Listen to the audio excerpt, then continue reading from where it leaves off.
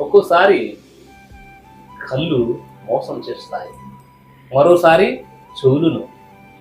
మనం విన్నది కన్నది నిజమవ్వాలని లేదు.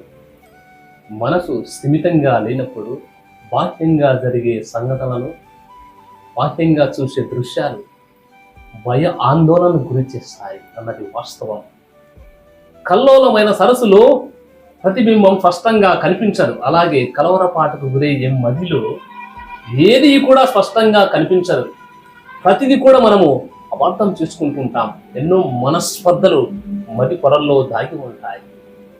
తేట నీటిలో ప్రతిబింబం స్పష్టంగా కనిపించినట్లే మన మనసు ప్రశాంతంగా ఉంచుకున్నట్లయితే మనస్పర్ధలు అనే తెరలు తొలగి అవగాహన పరిధి పెరుగుతుంది. కనుక మనసును ప్రశాంతంగా ఉన్నట్లయితే ప్రతిదీ కూడా స్పష్టంగా మనం చూడగలం.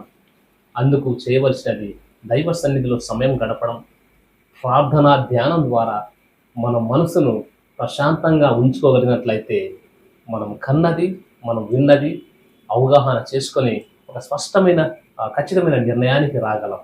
లేనట్లయితే ఆపర్థాలు అనే అవరోధాలు ప్రతినిత్యం కూడా మన బంధాలను తెంచివేస్తుంటాయి, బంధాలను కలిసివేస్తూ ఉంటాయి. దేవుడు మనం దీవించును గాక. ఆమేన్.